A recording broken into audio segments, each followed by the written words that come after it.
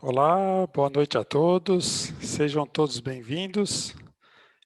Estamos aqui hoje com o tema Carreiras em TI, como elaborar um plano vencedor de qualidade de projetos, né? Convidamos o nosso parceiro do Project Management Institute, o PMI, né, representado aqui no capítulo São Paulo, Escritório Regional São Paulo, o professor Nelson Rosamilha, que também, né, acumula a presidência do capítulo São Paulo, do PMI. Né? É um profissional de muita competência em sua carreira na área de tecnologia da informação e comunicação, e neste momento, por exemplo, ele dirige um escritório de gerenciamento de projetos, né? Um Project Management Office, em uma empresa global de tecnologia da informação e comunicação. Professor Nelson, se quiser fazer algumas considerações iniciais, e estaremos aqui hoje também apoiados pelo especialista em linguagem de Libras, o Márcio Figueiredo, que nos acompanhará, né, para participar, para que todos tenham acesso ao que estamos conversando aqui. Nelson, com você, lembrando e agradecido mais uma vez né, em nome do Senac São Paulo, pela sua presença conosco.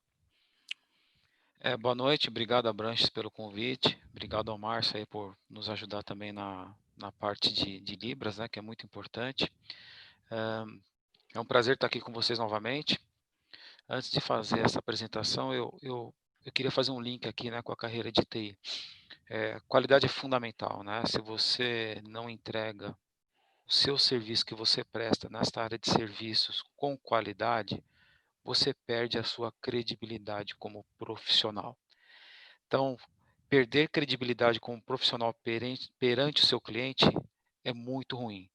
Então, acho que aqui é um recado que eu gostaria de compartilhar com todos vocês. E eu falo isso porque eu vivencio esse processo todos os dias. Eu, como o professor Abranches falou, né, eu atuo no PMI, sou presidente do capítulo, né, mas eu tenho uma equipe hoje que fica em cerca de 6 países na América Latina, são 70 profissionais, 40 gerentes de projetos, 30 analistas de projetos, e a maior preocupação nossa, a número 1, é qualidade. É trazer para o cliente uma experiência do serviço que ele gostaria de receber. E isso vai além do que a gente coloca no papel. Então, é fundamental esse processo. E eu queria começar aqui com vocês hoje, que eu vou compartilhar uma tela com vocês, fazer um pequeno exercício com vocês, tá bom? Então, o que eu queria aqui? Eu vou compartilhar minha tela e nós vamos bater um papinho aqui sobre esse processo. Vamos lá. O que é elaborar um plano de qualidade vencedor? Antes de eu falar sobre isso, eu queria fazer um exercício com vocês. Eu gostaria que vocês entrassem neste aplicativo, menti.com, ok? E digitassem esse código aqui, ó, 276253. Ok? Vamos tentar aí?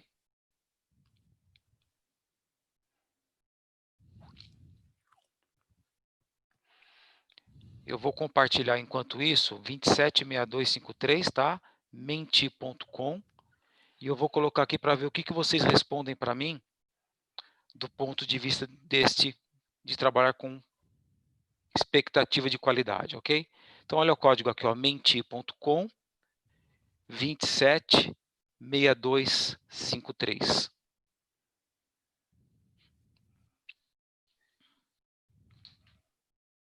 Quem conseguir aí me fala, tá? Por favor.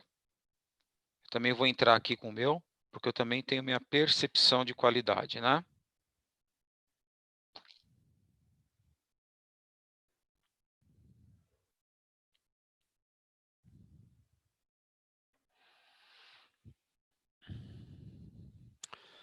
Pronto, Nelson, eu já fiz aqui a minha contribuição, né, com 3 palavrinhas, e vejo aqui, né, pelo Mentimeter, que ele possibilita você ver os resultados, né? Então a gente vai vendo o resultado aqui online, mas também depois o pessoal pode acionar aqui, né, o See Voting Results, né, e receber até o resultado aí por e-mail, né?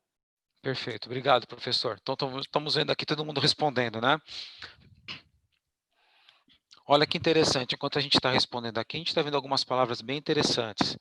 Desejo atendido, definido pelo cliente, essencial, necessário. Olha a preocupação aqui, ó, preocupação com custo,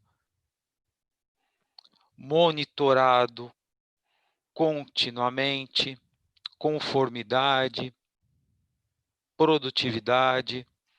Você vê, Vejam, né? custo se destaca, né? Que Tem, interessante, né? é, 12 pessoas respondendo com preocupação com custo, satisfação, prazo.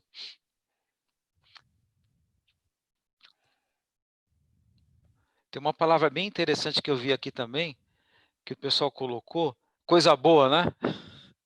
É experiência, né? Coisa boa. O que mais que a gente tem aqui? Constância, excelência, entregar experiência, método, adaptação.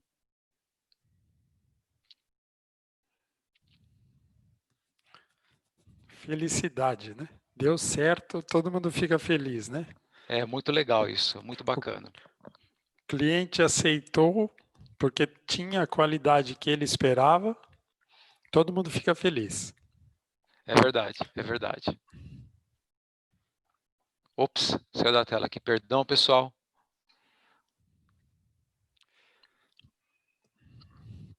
Bacana, né? A gente está vendo aqui algumas frases bem interessantes, isso para mim é muito importante, porque vai nos ajudar aqui a falar um pouquinho sobre esse processo e conversar um pouco mais sobre o que é isso, né? Quando a gente fala de qualidade, eu tenho uma preocupação muito forte que eu gostaria, né, até de tratar com vocês, né? Para a gente falar de qualidade, a gente não adianta a gente falar aqui de método e de técnica. Tem um passo antes, que é muito importante, que eu acho que é fundamental. Porque, vejam, técnica, a gente aprende, a gente forma, mas comportamento é muito mais importante. Então, quando a gente fala de qualidade, eu queria conversar com vocês primeiro sobre um ponto fundamental, que eu chamo de princípios. O que nos norteia a fazer com que a gente entregue um produto ou serviço com qualidade? O que tem que ter no DNA nosso? Qual a nossa mentalidade para que a gente consiga entregar um produto ou serviço com qualidade? E eu não estou falando de técnica aqui, eu estou falando apenas de mentalidade, daqueles valores e credos que nós precisamos. Primeiro ponto que eu acho que é fundamental, nós todos entendemos, é foco no cliente. Quando eu falo de foco no cliente, eu quero falar do seguinte: é você compreender as necessidades e exigências dos nossos clientes, entre parênteses, expectativas. Existem várias maneiras de você executar esse levantamento dessas necessidades. Então é muito importante nós, como profissionais de serviços e de projetos, ou que qualquer área que a gente atua, nós entendemos a necessidade do cliente. Isso envolve você se colocar no lugar dele, ter uma empatia, praticar escutativa e realmente compreender as necessidades. Isso vai além daquilo que está no contrato. Você quer ver um exemplo bem simples? Quando você liga para um call center, você já tem uma dor. Então, a pessoa que está te atendendo, ela tem que entender essa dor, receber você com empatia para entender a sua necessidade. Então, é fundamental o foco no cliente, um ponto fundamental aqui. Segundo ponto, que é muito importante, que vocês estão vendo aqui na tela, é o ponto de liderança. Liderança é aquele papel que todos nós temos que ter para indicar a direção que a gente quer seguir para cumprir as metas e objetivos. Se você é um gerente de projeto, se você é um líder de equipe, se a equipe trabalha de forma colaborativa, todos têm que ter o mesmo princípio. A nossa meta é atingir determinado objetivo, porque é isso que nosso cliente quer do ponto de vista de qualidade. Isso é primordial numa equipe. É nós, como equipe, pensarmos nas metas e qualidade que o cliente gostaria de receber. Aqui existem duas maneiras de fazer isso, tá? Se você é um gerente de projetos, é papel do gerente de projetos como líder fazer com que a equipe entenda e se comprometa, por isso que eu falo aqui de envolvimento, a atingir estas metas e objetivos. Agora, se a equipe trabalha naquele modelo colaborativo, no modelo de célula, a própria equipe tem que fazer isso. Então, essa cultura de foco no cliente, liderança e envolvimento, né, que é engajar a equipe na participação plena para tornar o projeto bem-sucedido, é fundamental. E não dá Outro, para pensar hoje em dia, né, Nelson, numa equipe que não trabalhe colaborativamente, né? É uma coisa que é inevitável hoje, né? é verdade, Abranches, a equipe realmente ela precisa trabalhar colaborativa e fazer para que a equipe trabalhe colaborativamente, ela precisa ter um propósito, né? É, por quê? Porque desta maneira é que a gente vai trabalhar juntos. É que nem um jogo de futebol. O time vai para campo para ganhar o jogo. Eles têm uma meta final. Uma equipe colaborativa também.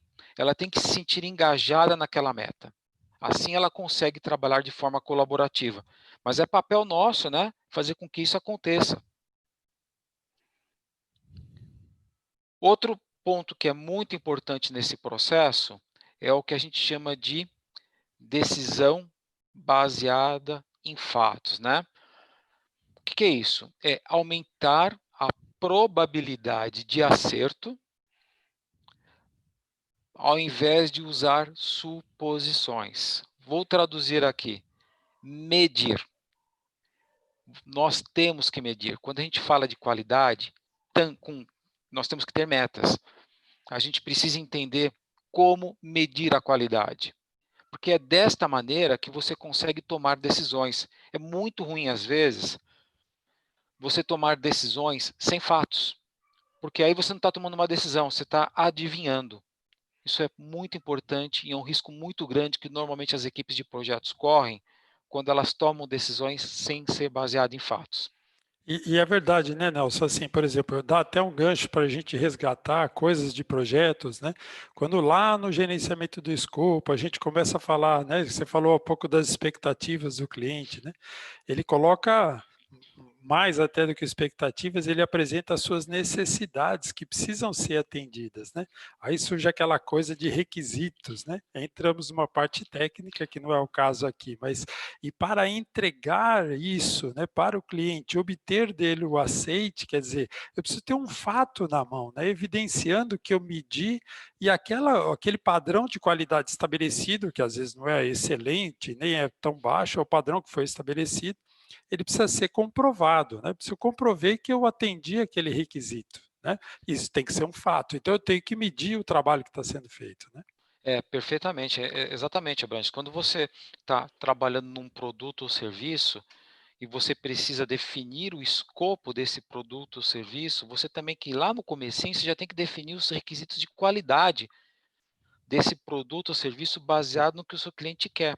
E se você não consegue realmente transformar isso em algo tangível, o teu cliente vai virar para você e vai falar assim: olha, eu não aceito isso porque não está bom. E aí? O que é não estar bom? Isso tinha que ter sido feito lá atrás, quando a gente começou a definir o escopo e os requisitos de qualidade do escopo. Isso é fundamental. Perfeito. Outro ponto, né? Que é o último princípio que eu falo aqui: fornecedor. Turma, fornecedor é parceiro. O relacionamento dele tem que ser próximo, aberto e com o objetivo de assegurar resultados financeiros para ambos.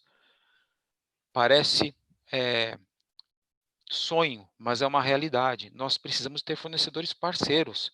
Ninguém aqui quer construir um hospital, né, e ficar apertando o fornecedor com preço e com qualidade ruim, se ele vai entregar um respirador para UTI por causa do Covid. Concorda comigo? Então, fornecedor é parceiro.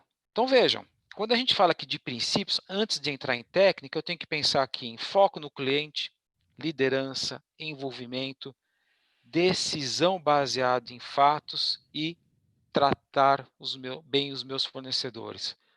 São 5 princípios que nós temos que praticar.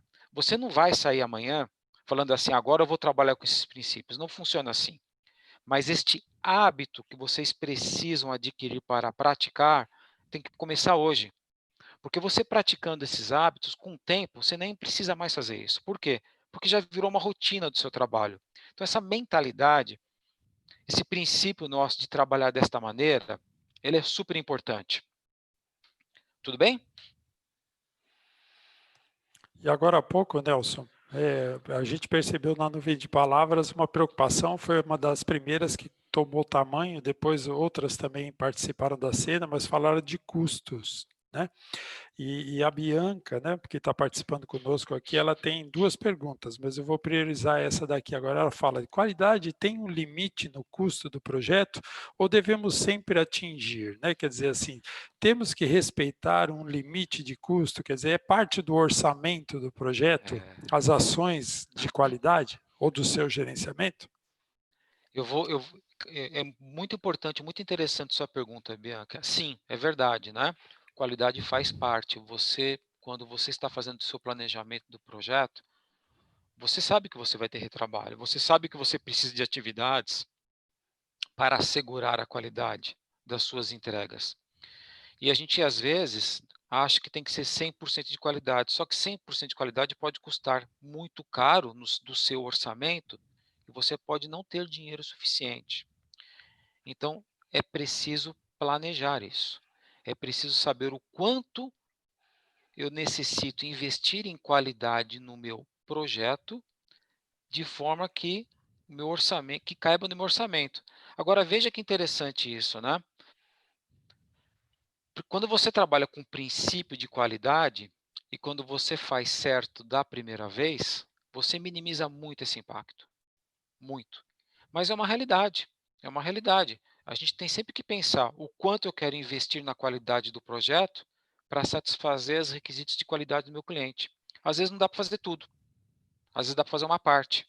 Então, E o faz pessoal parte. esquece, né, Nelson, que se não der certo a entrega e for recusado, quer dizer, você vai ter que retrabalhar o feito, né? Então, fazer pela segunda ou até mais vezes. E fazer novamente tem custo associado, né? E que normalmente não é orçado, né? Quer dizer, você não reserva dinheiro para fazer de novo a mesma coisa. É verdade, é verdade. E, professor, você tocou num ponto bem interessante que eu queria complementar esse pensamento. Vejam, enquanto a gente tem um problema de qualidade e está dentro do projeto, ele vai custar dinheiro, você tem que refazer. Mas quando esse problema de qualidade cai no colo do seu cliente, aí você tem 2 problemas. Você tem um problema do produto que foi mal entregue e você tem um problema da imagem da empresa e a imagem da equipe que fica prejudicada perante o seu cliente. Então, quanto mais tarde você detectar um problema de qualidade, maior é a consequência para a empresa. Lembra daqueles casos quando explodiu os ônibus espaciais, Deep Horizon, que é aquela plataforma de petróleo que vazou petróleo. Olha como você acaba manchando uma imagem.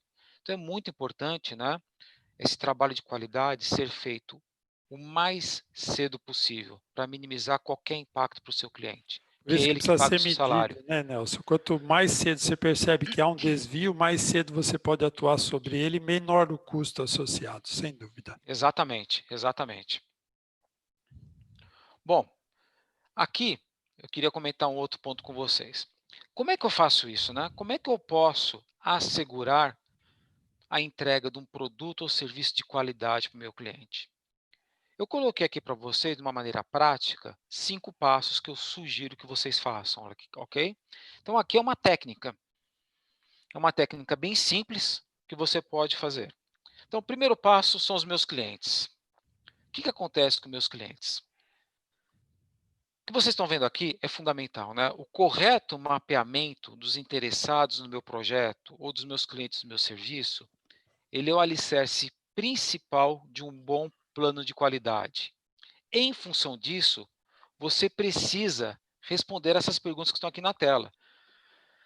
Quem são os principais interessados nos meus projetos? E olha que eu coloquei aqui, ó, clientes internos e clientes externos. Por quê? São aqueles meus clientes da empresa que vão receber o projeto, os clientes externos que vão receber o projeto também. Eu tenho um sponsor, eu tenho pessoas na minha equipe que gostariam de receber esse projeto. Então, eu tenho que mapear os meus clientes internos e os externos. Tá claro para vocês aqui? Até porque, às vezes, o projeto é dentro da companhia, né? Então, é um projeto interno, né? Que Uhum. atende à expectativa, né? E necessidades internas da companhia. Nem sempre são, né? O projeto trabalha para fora, né? Para clientes externos, né? A companhia que empreende Exato, o projeto. exato. E eu vou deixar uma dica aqui para vocês, que eu acho que é importante. Lembre-se, por favor, lembre-se que nem todos os clientes são iguais dentro do mesmo projeto. Alguns são mais importantes que os outros e eles devem ser priorizados. Não importa se é um projeto, um produto ou um serviço que você vai entregar. Você pode ter um presidente de uma empresa, você pode ter três clientes na mesma empresa, um sendo um diretor, o outro que é o dono do dinheiro e o outro que é o dono do marketing. Você precisa entender a importância de cada um desses seus clientes dentro do seu projeto. E aqui vem um gancho que eu falo muito para a turma, né? Até para os meus alunos, para os meus funcionários. Análise das partes interessadas é fundamental. Você precisa entender quem são os seus clientes internos e externos mais importantes, porque se você tiver que atender um requisito só de qualidade e você tiver que escolher, você vai ter que atender quem? Quem tem mais poder e influência no seu projeto. Então é importante vocês saberem, né, que nem todos os clientes são iguais dentro do mesmo projeto. Alguns são mais importantes do que outros e eles precisam ser priorizados, tá bom?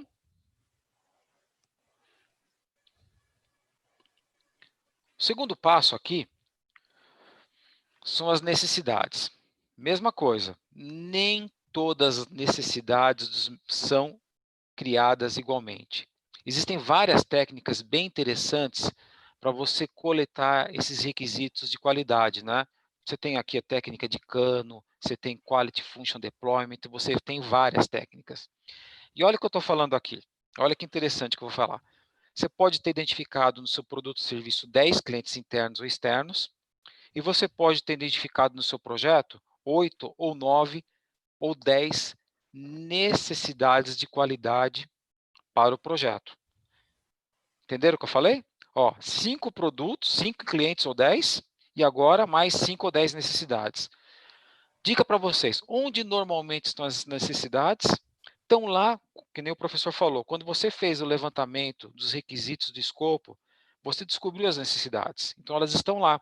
Elas podem estar no contrato do serviço, elas podem estar numa proposta comercial, Numa essas especificação técnica. numa especificação técnica, e tem também um outro lugar que não está escrito, né? Que é aquela famosa conversa do café, é aquela expectativa do seu cliente que ele não manifestou por escrito em nenhum lugar. Isso tem que ser levado em consideração, porque você quer trazer uma experiência para o seu cliente, você quer deixar o seu cliente feliz. Mas Nelson, aí entra um princípio também do gerenciamento da qualidade em projetos que você conhece muito bem, né? A gente não pode entregar mais do que é definido como padrão de qualidade para aquele projeto. Então, não é que a gente vai inventar coisas para deixar o cliente feliz, né? Perfeito, Nosso pensamento em projeto é sempre entregar aquilo que ele pediu, mas muitas vezes ele não se expressa verbalmente, ele não documenta isso e a gente só descobre lá na frente, né? perfeito, E isso é muito comum, né, em exato, requisitos de software e tal, né? E pessoal, quando está começando a entregar, aí aparece a coisa e fala, aí o cliente, puxa, eu lembrava disso aí, né? Isso não, mas não está escrito e exatamente. tal, por isso que eu não entreguei, né? É bacana o que o senhor falou, né? Isso acontece demais na área de software, em várias áreas de serviço, principalmente quando você não consegue tangibilizar, né? E é uma área muito complexa de atuar. Por quê? Se você atende, você pode ter um problema de orçamento. Se você não atende, você tem um problema de relacionamento. Então, é muito importante gerenciar essas expectativas. É você atuar de maneira responsável, né? trazer sempre esses requisitos intangíveis, essas dúvidas dos seus clientes para dentro da empresa, discutir e fazer uma análise de impacto, de forma que você consiga visualizar se é possível ou não entregar aquele requisito de qualidade que ele pediu. E aí, Nelson, um gancho com a pergunta do Fábio Silva, né? Ele fala assim: no momento atual que vivemos, né, de pandemia, muitas empresas e projetos tiveram a qualidade prejudicada. Ele não especifica de que forma, né, a qualidade não foi alcançada, enfim, como ela foi prejudicada. Mas aí ele pede assim, né, como contornar esses grandes eventos, né? Assim, acho que ele se refere a uma coisa até sem precedentes, né, uma pandemia que é difícil prever tudo isso, né?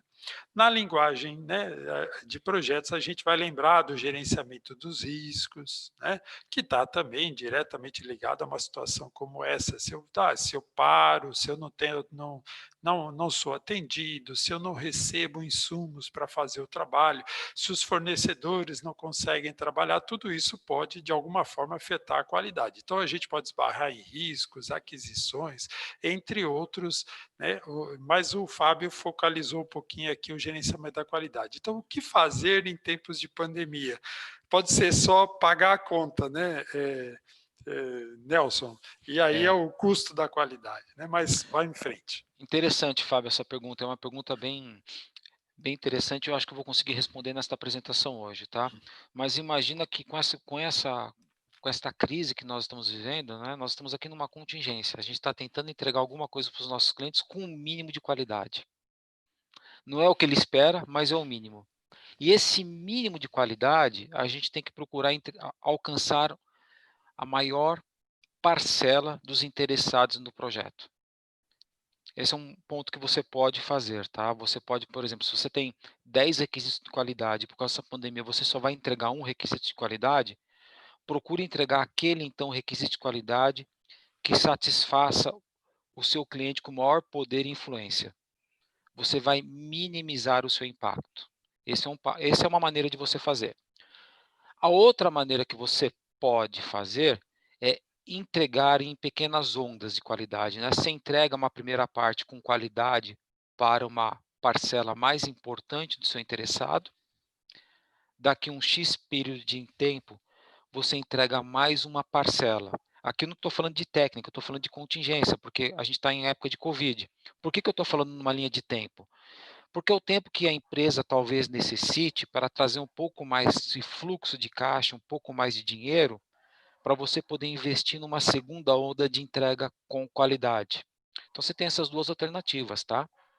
E aí, Nelson, nessa segunda opção que você coloca, vem aqui uma questão do Paulo, né, que é possível manter a qualidade, né, com projetos ágeis, né, entre parênteses, métodos, né?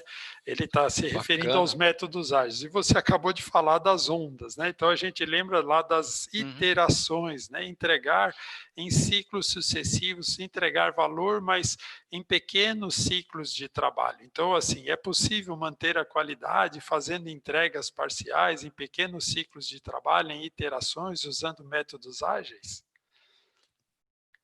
Paulo, sim, sim, também é possível. Como é que você faz isso? Normalmente, quando você trabalha com métodos ágeis, né, você define uma lista de requisitos que você quer entregar para o seu cliente. E você define isso junto com o seu cliente. O seu cliente prioriza essa lista. O que você pode fazer neste momento da priorização?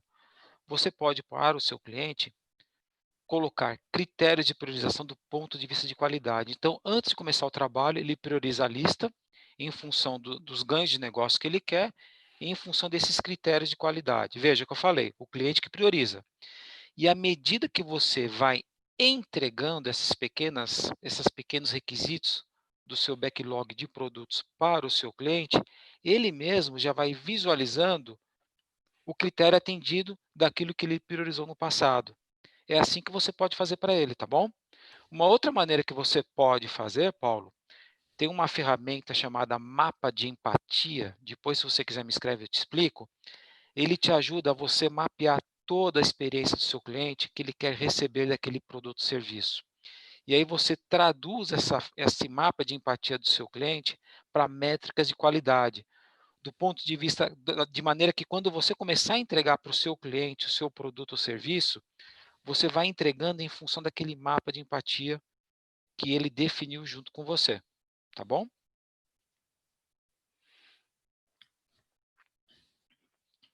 Bom, então vamos lá. Já sei quem são os meus clientes, sei quem são os meus clientes mais importantes, mapeei as necessidades do meu produto ou serviço, e eu sei que nem todas as necessidades são criadas igualmente, né? Que existem várias maneiras de você mapear essas necessidades que eu expliquei para vocês. E agora eu tenho que começar a pensar, poxa, eu mapeei 15 necessidades para o meu produto ou serviço, né? Ela veio lá do meu levantamento de escopo, ela veio do meu contrato, ela veio do meu requisito de, ela veio da minha ordem de, da minha proposta comercial.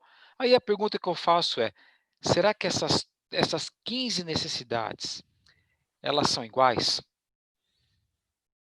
Eu preciso aqui saber isso, eu preciso priorizar as minhas necessidades. E não é nossa equipe que tem que priorizar, eu tenho que priorizar isso junto com o cliente. Eu tenho que chegar para o cliente de coração aberto, de maneira transparente, e falar assim, cliente, olha, eu tenho essas 15 necessidades de qualidade do projeto. Você consegue ordená-las para mim e dizer para mim quais são as mais importantes? Isso é fundamental, até para responder aquela pergunta que a Bianca fez lá no comecinho, Bianca. Eu preciso aqui ordenar essas necessidades, eu tenho que saber o que é mais importante. Tá bom?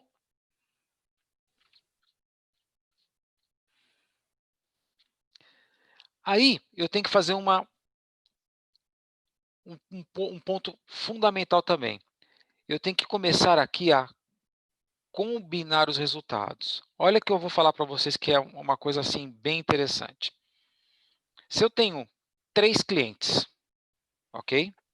E tenho 5 necessidades, ou melhor, eu tenho 3 clientes e 2 necessidades, vocês vão começar a refletir no seguinte, será que essas 2 necessidades têm o mesmo nível de importância para cada um desses 5 clientes?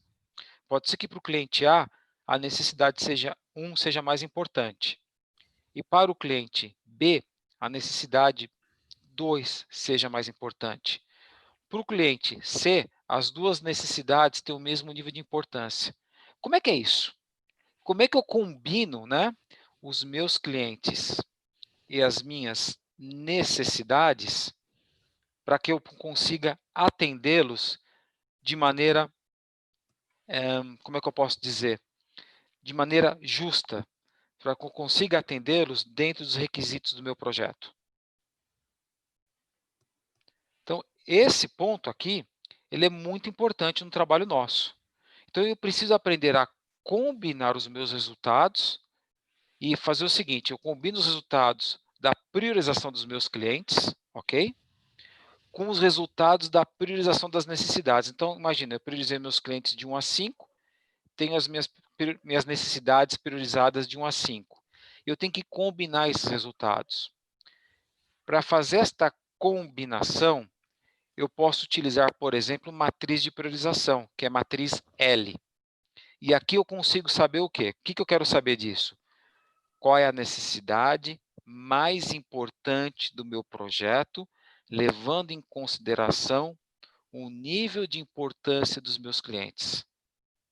Quando eu faço isso, eu consigo saber qual é aquela necessidade que se eu entregar ela, eu vou atender os requisitos de qualidade que o meu cliente está esperando receber. Tá bom? Fazendo isso, eu preciso ir para um segundo passo.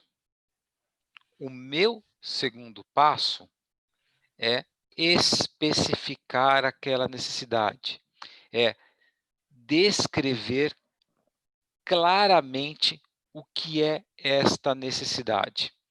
Se vocês olharem aqui na tela, eu vou fazer vou mostrar para vocês como é que vocês fazem isso. Presta atenção numa coisa bem interessante. Descrever claramente o que é uma especificação, normalmente ela já veio preenchida, ou do contrato de uma proposta comercial, ou do próprio levantamento de escopo. Mas é importante você traduzir isso para algo tangível. Lembra que eu falei que um dos principais princípios era decisão baseada em fatos. Então, aqui é o momento em que você tem que buscar consenso com a equipe, com o seu cliente e definir isso. Então, olha que interessante aqui. Definição, um exemplo de definição aqui, ó. Não deverá ter chamadas de espera. Não poderá perder chamadas. A ligação deve ser atendida até o segundo toque.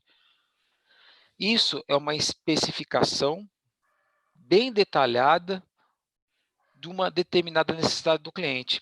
O cliente vai falar assim, olha, eu gostaria de que minha ligação fosse atendida. Só que para ele, uma ligação atendida são essas duas definições que eu coloquei aqui nesse exemplo.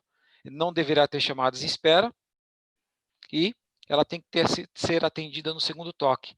Isso é uma expectativa clara de qualidade do meu cliente. Agora, o que eu tenho que fazer? Eu tenho que traduzir isso para algo mensurável.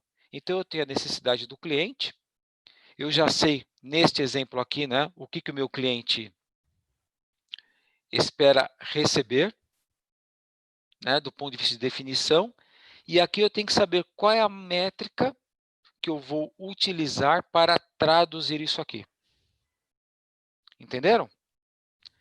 Como é que eu faço isso, né? Eu defino uma métrica e aí eu defino também o que eu vou fazer para assegurar, né, para garantir que esta métrica esteja sendo atendida.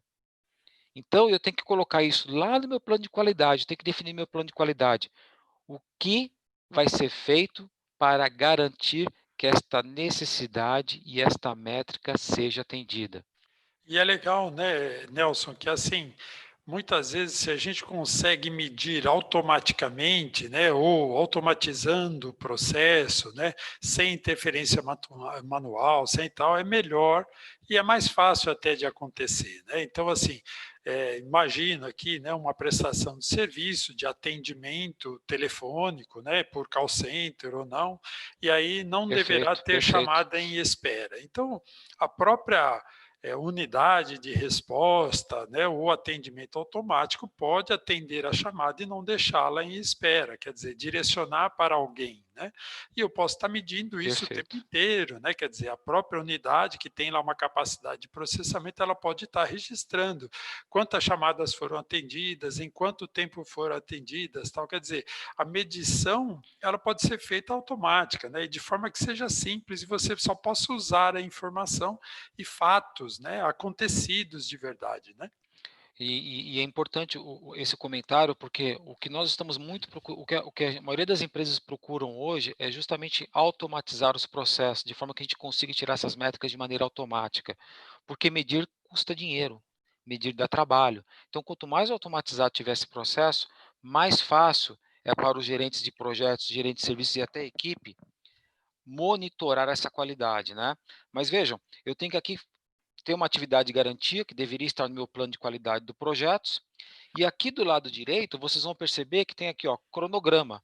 Quando eu vou medir? Eu preciso saber qual é a métrica, como é que eu meço essa métrica, o que vai ser feito, né, para garantir que a gente não tenha problema de qualidade, quando será medido, eu tenho que ter isso no meu cronograma, e aqui tem um nomezinho que é o quem é responsável. Esta pessoa é o profissional que vai ficar de olho nesta métrica, né?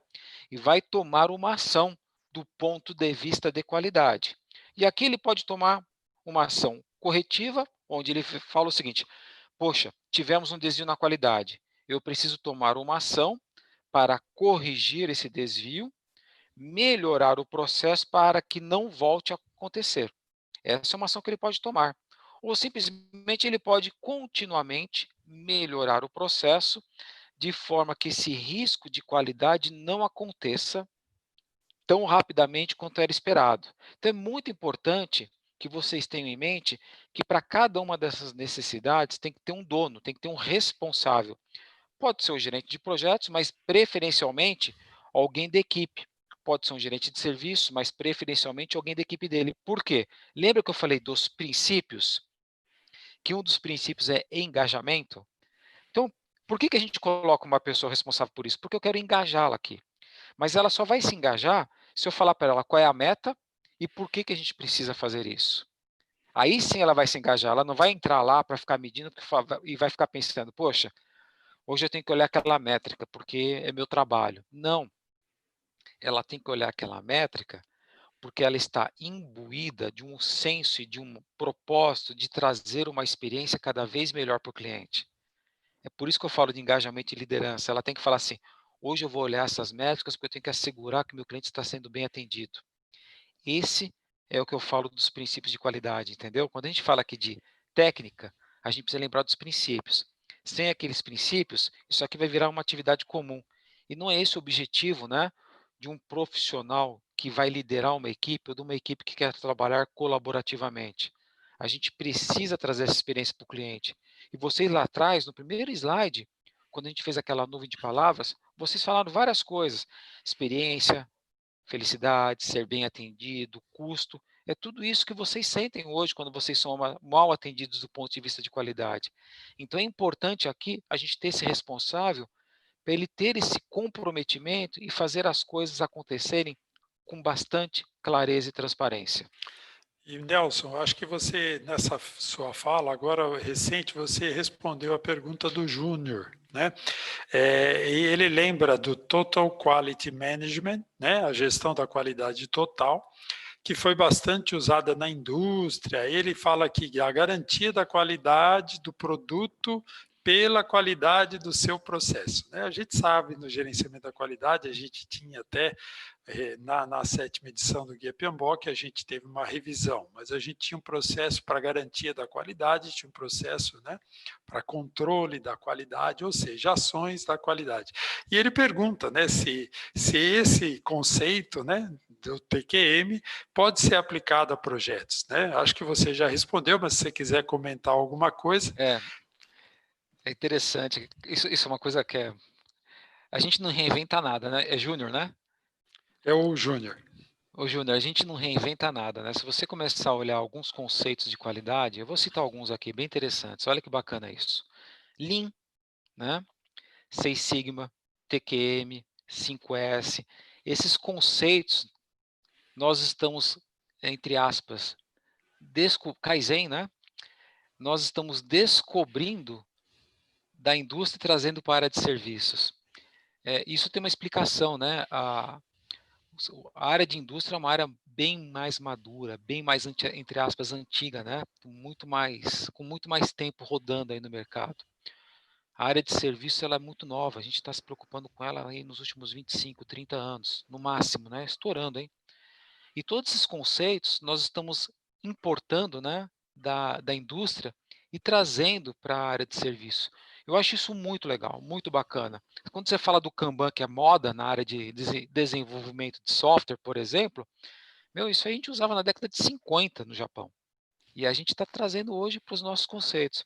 E eu sou muito adepto dessa prática. Tá? Eu acho que essas técnicas, essas metodologias, nós temos que trazer cada vez mais para a área de serviços. Porque é fundamental, não tem que reinventar nada, não custa caro.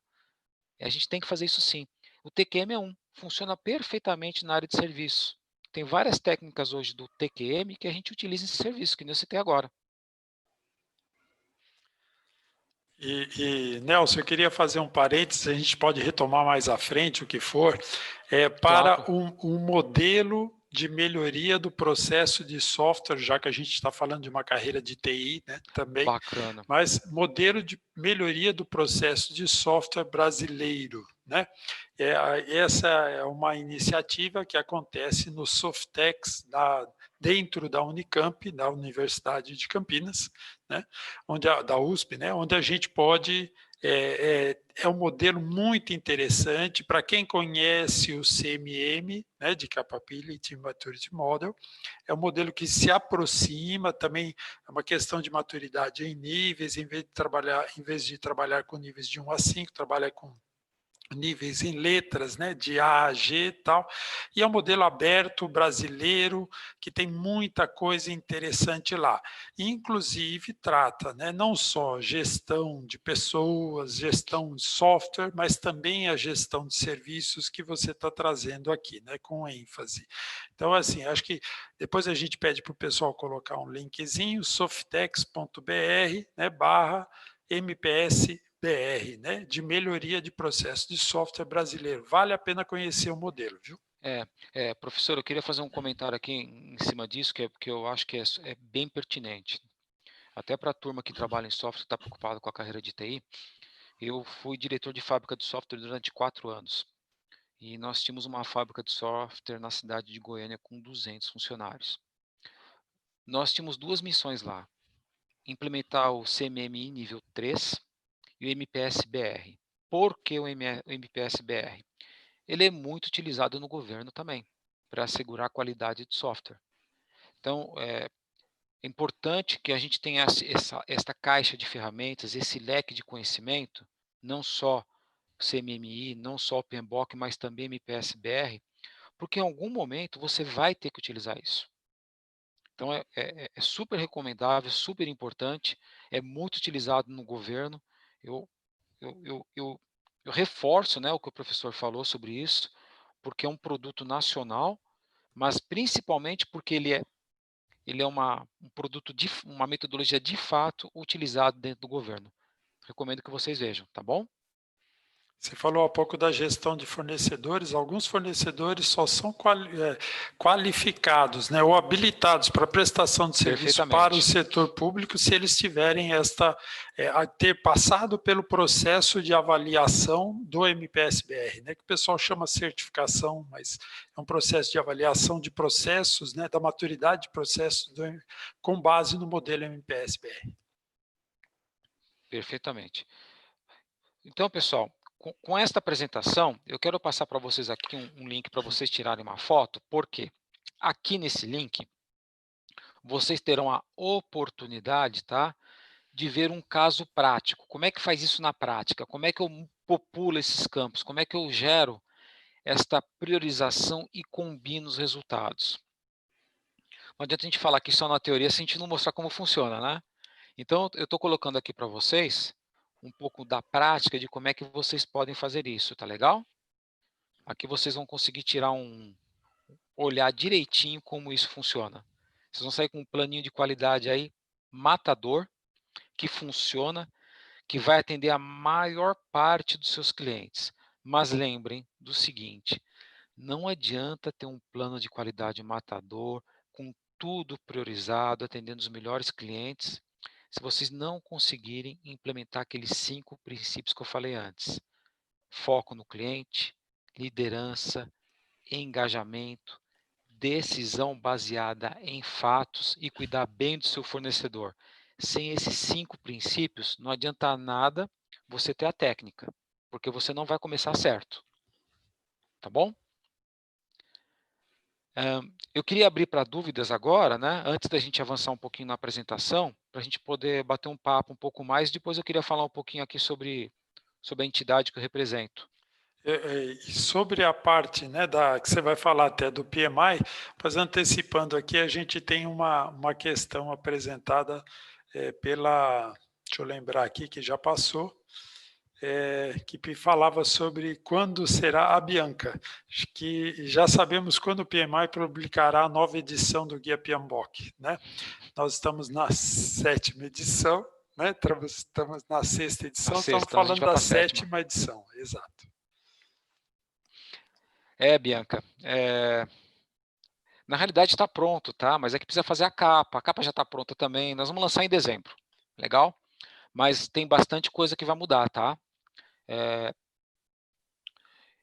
Ele vai ter uma sessão que vai falar de princípios, que são os princípios de gestão de projetos, muito parecido com o que é feito hoje no Prince 2 e no American Management Association. Vai ter bastante conteúdo ágil, quase que 50% vai falar de agilidade. Vai ter uma mudança, vai ser bem significativa. E vai ser bem interessante, porque o PMI percebeu que, apesar do PMBOK ser as melhores práticas, né, ele reestruturou observando também as outras práticas que tem no mercado, né, que é o IPMA, que é o Axelos do Cabinet Office da Grã-Bretanha, que é o SUEBOC da Suécia. Ele olha também do American Management Association. Então ele fez aqui um estudo bem profundo para gerar essa nova versão do PMBOK. Vai ficar legal pra caramba. Inclusive, para quem não sabe, o Senac, né, ele tem uma parceria com o PMI São Paulo, né, e o PMI Headquarter. Então, todas as pessoas que ingressam no curso de pós-graduação de gerenciamento de projetos aqui no Senac, eles são automaticamente filiados do PMI São Paulo e do PMI dos Estados Unidos. E com isso, eles têm acesso, além do PMBOK, a mais de 15 padrões de gerenciamento de projetos, de negócios, de risco e de gestão de mudança que é utilizado no mercado. Então, eu acho que isso é um ganho muito grande para quem tem interesse em aprender mais sobre gerenciamento de projetos, tá? Eu recomendo bastante. E aí, pegando o gancho na sua fala, Nelson, né? Eu coordeno o curso de gerenciamento de projetos, curso de pós-graduação, quer dizer, uma especialização lato sensu, né? Em gerenciamento de projetos, segundo as práticas do PMI. Práticas que estão descritas no Guia Ágil, no Guia PMBOK, enfim, né?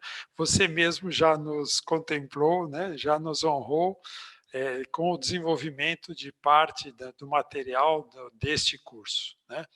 Então, e o Senac faz isso, né? Associa gratuitamente ao aluno, né? Que ingressa no curso, ele passa então a ser também um membro associado do Project Management Institute, né?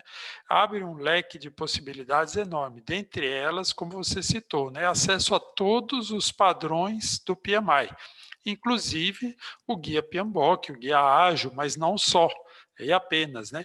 Ter acesso aos 12 idiomas, né? Eu mesmo, Uhum. né? Já li, você também já deve ter lido, né? Pelo menos em espanhol e em inglês eu já li. Não li outros porque eu não sei, né? É, Mas é muito interessante, é muito rico, né? é Muito verdade. enriquecedor essa associação. E aí você ganha também a associação ao capítulo São Paulo, que tem um enorme conteúdo disponível, né, com outros, com eventos gravados, com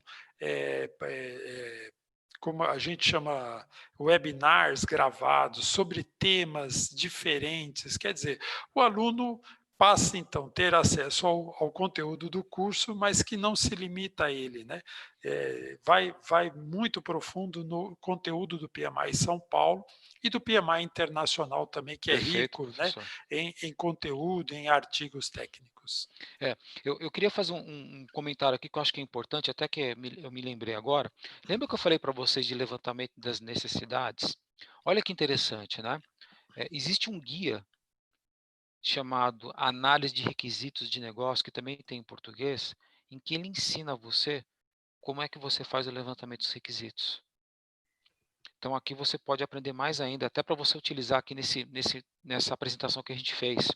Ele tem um guia de gestão de risco, ele tem um guia de cronograma, ele tem um guia de gestão de portfólio, de gestão de programa, de gestão complexa de projetos. Ele tem um guia de competência para desenvolvimento de habilidades para o gerente de projetos. Ele tem um guia de gestão de mudança, então ele é bem completo. Eu acho que vale a pena vocês darem uma olhada, tá bom? Além das extensões, né, Nelson, que você Além das também tem extensões. uma extensão específica para software, né, uma extensão para construção civil, mas o pessoal de TI Perfeito. tem uma extensão específica para software. É legal. É isso mesmo. É, eu queria falar um pouquinho sobre o PMI São Paulo, né? Que eu queria. Ele é uma entidade de atuação global, né? Que ele entrega todos os benefícios que o professor mencionou, né? Que a gente conversou. Mas antes de falar de São Paulo, é importante, né? A gente entender o porquê que a nossa carreira, né? Ela nos ajuda a trilhar um caminho e por que é importante a certificação na nossa carreira de TI. A certificação na nossa carreira de TI ela nos ajuda a assegurar que aquele profissional de recursos humanos que está lendo o nosso currículo, primeiro, saiba que você conhece aquele tema que você está inserido. Segundo, quando você tem uma certificação, quer seja qualquer uma que seja, a gente está assegurando aqui que você trabalha de acordo com aqueles padrões e procedimentos ou práticas que foram estabelecidos por aquela entidade que te certificou. Quando a gente fala da carreira de gerenciamento de projetos, a gente fala dessas certificações. Então, você está vendo aqui, ó, certificação de risco, certificação de analista de negócio, certificação de profissional de agilidade, certificação do profissional que faz cronograma, certificação do profissional de gestão de programa, ou de um PMP. Eu tenho um PMP, eu tenho um PMI-ACP, eu tenho várias certificações. E isso me ajuda. Por que que me ajuda? Me ajuda porque nesse momento, quando eu ganho a certificação, eu tenho mais uma ferramenta na minha caixinha e me ajuda no processo decisório. Então, quando eu falei para vocês, por exemplo, de mapa de empatia, falei de Lean, de TQM, é porque eu tenho uma certificação e eu tive que estudar aquilo para me ajudar a conversar com vocês. Então, essas certificações, qualquer que seja na área de vocês, ela é fundamental porque prova que pelo menos você conhece a receita do bolo, ok? Mas veja o que eu falei, não conhecer, é que nem bolo da avó da gente, né? O bolo é bom pra caramba. Se você pegar a receita e fazer, não fica igual. Por que que não fica igual? Porque ela tem as habilidades para fazer aquele bolo. E quando eu falei dos princípios, é o que eu insisto muito. Precisamos também das habilidades, precisamos ter esse princípio. Senão a certificação que vocês estão vendo aí, que é uma das coisas que o PMI Global traz, não adianta nada, né? E todo o nosso trabalho que nós fazemos de webinars, de eventos gratuitos para a comunidade, é baseado no que a gente chama de triângulo de talentos, né? A gente sempre foca explicando para a nossa comunidade as técnicas de gerenciamento de projeto, a gente sempre explica para a nossa comunidade quais são as habilidades e liderança que eu preciso ter, e sempre explica para a nossa comunidade, né, que tudo que a gente faz, a gente precisa entender um pouquinho o que que eu estou fazendo aqui do ponto de vista de melhorar os números da minha organização. Isso é o que o PMI Global faz. E o PMI São Paulo ajuda, né, com a trilha de estudante, que é o nosso programa de formação de profissionais em gerenciamento de projetos. Ele ajuda com a trilha dos estudantes, com os webinars, que a gente foca aqui em ensinar a comunidade de forma gratuita como é que gerencia projetos. Hoje a gente está fazendo um de construção e um de transformação digital. E é dessa maneira que a gente atua e procura trazer para vocês valor agregado, tá? Como um trabalho nosso que é voluntário. E Nelson, bacana toda essa participação. Queria agradecer você, né, por ter lembrado a gente de várias coisas importantes, né, para a nossa carreira dentro da área de gerenciamento de projetos, em especial para aqueles que trabalham com projetos de tecnologia da informação e comunicação, né? E lembrar que o Senac tem em seu portfólio de cursos, né? Cursos livres, cursos de extensão universitária, aqueles que a gente pode fazer livremente, né? Independentemente de ser uma especialização, a gente pode fazer cursos de extensão, cursos de curta duração, entre 20 e 40 horas, cursos de uma semana, alguma coisa assim de duração, e também as pós-graduações, né? Pós-graduações a gente tem uma, inclusive, né, em qualidade de software, engenharia da qualidade de software, que é muito procurada, né? Tem um interesse bastante grande. Então, queria lembrar a todos e agradecer a participação do Nelson, né, que dedicou o seu tempo aqui, uma pessoa muito ocupada, e dedicou o seu tempo aqui para compartilhar conosco uma parte, né, da sua experiência e também da sua experiência em sua carreira profissional. Né? Lembrou do aperfeiçoamento profissional que todos nós podemos, né, cuidar, nos habilita aos próximos desafios. Nelson e Márcio, muito obrigado pela presença de vocês, o Márcio de São José do Rio Preto, que nos agraciou aí com a linguagem de Libras, para que todos possam ter acesso ao que estamos falando aqui. Obrigado a todos pela presença. Pessoal, muito obrigado, viu? Quem tiver alguma dúvida, me escreve, tá? Tem aqui meus dados, vocês viram na apresentação, é só tirar a foto lá, me escrever, e eu estou aqui para ajudar vocês no que for necessário, tá bom? Muito obrigado ao Senac, muito obrigado ao Abranches, ao Márcio por me receber, a nossa turma que é grande de infraestrutura, que viabilizou todo esse evento, né? Tem mais 6 pessoas aqui de olho na gente, no bom sentido, né? Nos ajudando. Estou muito Sem grato de estar dúvida. aqui hoje com vocês. Muito obrigado a todos vocês pela oportunidade. Obrigado. Agora a gente desliga o vídeo, fica só o QR Code. Um abraço, tudo de bom. Um abraço, até logo.